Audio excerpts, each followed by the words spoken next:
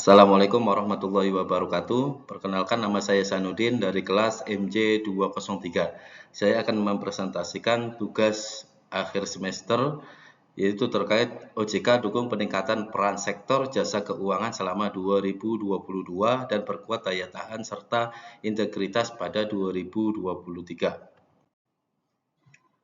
OJK atau Otoritas Jasa Keuangan adalah lembaga negara yang bertugas mengatur dan mengawasi seluruh di sektor jasa keuangan di Indonesia.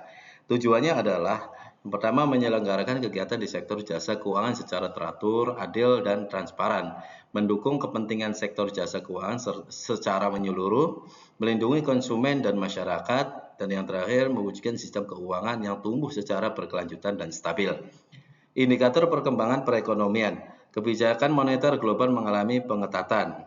Bank sentral utama mengidentifikasikan kenaikan suku bunga yang lebih tinggi. Bank of Japan mulai memperluas range fluktuasi. Tiongkok mulai membuka ekonominya dari kebijakan zero COVID.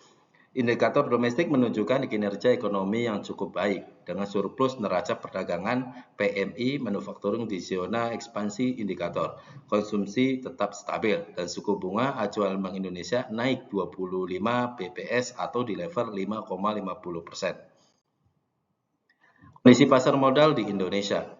Terlihat bahwa kondisi pasar modal di Indonesia pada akhir tahun 2022 menunjukkan beberapa poin penting yang bervariasi karena dipengaruhi oleh faktor-faktor domestik dan global. Yang pertama, kinerja indeks harga saham gabungan atau IHSG pada 30 Desember 2022, IHSG mengalami kenaikan sebesar 4,09% atau sebesar 6.850,62 YTD. Minat penghimpunan dana. Minat untuk penghimpunan dana di pasar modal pada tanggal 30 Desember terus meningkat dengan total mencapai 267,73 triliun dari yang sebelumnya 190,89 triliun. Di NAB reksadana, kinerja reksadana terus menurun. Nilai aktiva bersih NAB turun dari sebelumnya 524,61 triliun menjadi 504,62 triliun. Di emiten, hingga 30 Desember 2022, minat untuk penghimpun dana di pasar modal tetap tinggi dan terdapat 71 emiten baru yang tercatat. Kondisi perbankan di Indonesia. Terlihat bahwa kondisi perbankan pada bulan November 2022, yaitu kondisi menunjukkan bahwa indikator yang positif dan stabil. Hal tersebut ditunjukkan dengan poin-poin penting berikut ini. Yang pertama, kredit perbankan. Kredit perbankan terus meningkat naik sebesar 11,16% dari yang sebelumnya di September 2022 adalah 6.275 triliun menjadi 6.347 triliun di bulan November 2022. Yang kedua, dana pihak ketiga atau DPK. Data DPK terlihat naik sebesar 8,78% atau 7.974 triliun dengan meningkatnya tabungan dan deposito. Yang ketiga, capital adequacy ratio atau CAR menunjukkan peningkatan menjadi 25,49% yang menunjukkan bahwa BAN memiliki modal yang cukup untuk menutupi resiko yang mungkin terjadi. Yang keempat, AL atau DPK terus tumbuh atau terus naik sebesar 2,99%. Terlihat pada September 2022 adalah 27,35%. Terus naik di bulan Desember 2022 menjadi 30,34%. AL atau NCD pun terlihat terus naik dari September 2022 sebesar 121,62% menjadi 134,97% di bulan November 2022. NPL gross ROA dan NIM terus menurun. NPL gross dari 2,78% di September 2022 turun menjadi 2,65% di bulan November 2022.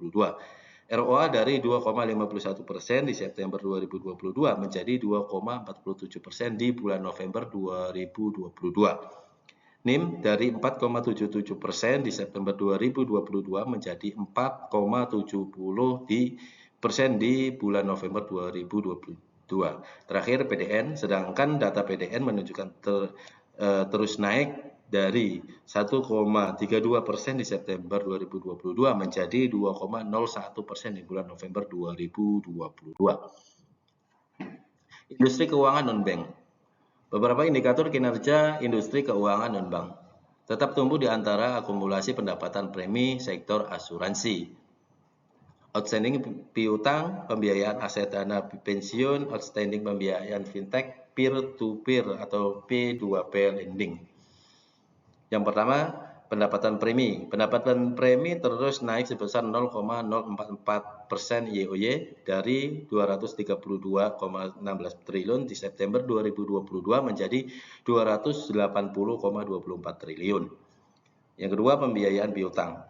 Pendapatan piutang terus naik sebesar 12,96% YoY dari 397,42 triliun di September 2022 menjadi 409,49 triliun di bulan November 2022. Yang ketiga, aset dana pensiun. Aset dana pensiun terus naik sebesar 5,06% YoY dari 337,50 triliun di September 2022 menjadi 341,87 triliun di November 2022. Berikutnya fintech P2P lending. Fintech P2P lending pun terus naik 72,18% YoY dari 48,74 triliun di bulan September 2022 menjadi 50,30 triliun di bulan November 2022. Di RBC Asuransi Jiwa.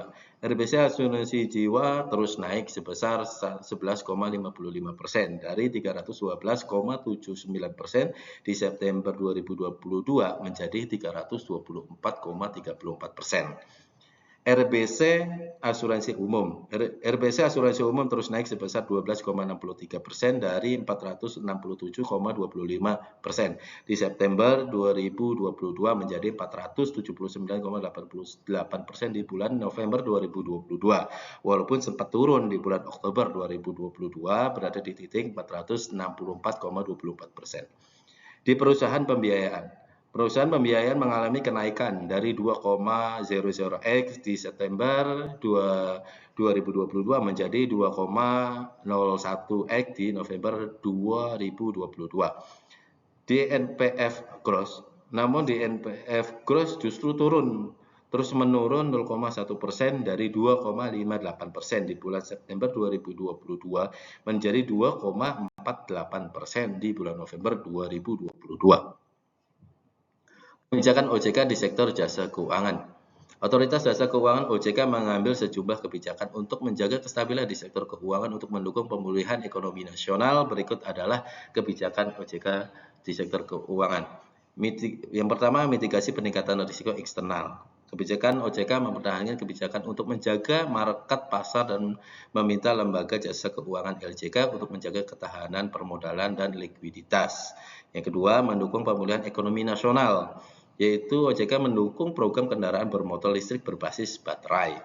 Yang ketiga, penguatan infrastruktur sektor, yaitu OJK memperkuat pengaturan yang mendukung akselerasi transformasi digital dan ketahanan teknologi informasi perbankan, mengeluarkan kebijakan pelaksanaan ketahanan dan keamanan cyber bagi bank umum, inisiasi pengembangan sistem informasi daftar efek syariah. Berikutnya, dukung terhadap inovasi keuangan digital, meluncurkan inisiatif seperti Catwalk OJK, modul literasi keuangan, digital topic customer, serta program capacity building, Subtech dan Regtech OJK. Berikutnya, penguatan pengawasan serta integrasi pasar dan sektor keuangan, mendukung prinsip-prinsip kehati-hatian dan pengelolaan risiko dalam penyediaan. Berikutnya, peningkatan literasi dan inklusi. Ya, selanjutnya upaya enforcement penegakan hukum, penindakan terhadap 698 pinjaman online ilegal. Yang terakhir, peningkatan governance di sektor keuangan, yaitu memastikan bahwa ekosistem pelaporan keuangan mampu menghasilkan informasi keuangan yang andal. Three-line modal di SKJ berjalan efektif melalui governance, risk, dan compliance terintegrasi. Program edukasi dan perlindungan konsumen. OJK berkomitmen melaksanakan program edukasi keuangan secara masif, baik secara tatap muka, offline maupun daring atau online. Pertama, program edukasi. Program edukasi dan perlindungan konsumen yang dilaksanakan oleh OJK pada tahun 2022 menunjukkan komitmen yang kuat untuk meningkatkan penggunaan keuangan masyarakat, yaitu dengan cara program edukasi keuangan dan program edukasi desa. Untuk perlindungan konsumen, OJK juga telah memperkuat pengaturan perlindungan konsumen yang seimbang melalui penerbitan Peraturan OJK Nomor 6 Tahun 2022 tentang perlindungan konsumen dan masyarakat di sektor keuangan melalui perlindungan hukum dan menjaga kepercayaan konsumen. Sehingga saya berpendapat program edukasi dan perlindungan konsumen pada tahun 2022 menunjukkan upaya baik dalam peningkatan penggunaan keuangan masyarakat dan melindungi konsumen di sektor serta menjaga stabilitas sektor jasa keuangan. Baik, kebijakan OJK di sektor jasa keuangan. Kebijakan Otoritas Jasa Keuangan OJK di sektor jasa keuangan pada tahun 2022 adalah berfokus pada beberapa area khusus untuk menjaga stabilitas, mendukung pemulihan ekonomi, dan melindungi konsumen, dan beberapa kebijakan berikut ini. Kebijakan OJK di sektor jasa keuangan tahun 2022, yaitu OJK meminta jasa keuangan, mendukung percepatan kendaraan bermotor listrik, dan OJK meminta perusahaan asuransi agar menjalankan investasi. OJK juga memberikan edukasi kepada para pelaku UMKM serta memperkuat pengaturan untuk mendukung digitalisasi di sektor perbankan. Sehingga menurut saya kebijakan OJK di tahun 2022 bertujuan untuk menjaga stabilitas sektor jasa keuangan, mendukung pemulihan ekonomi setelah pandemi serta peningkatan perlindungan konsumen.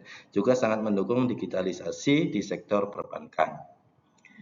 Sekian presentasi dari saya. Terima kasih. Assalamualaikum warahmatullahi wabarakatuh.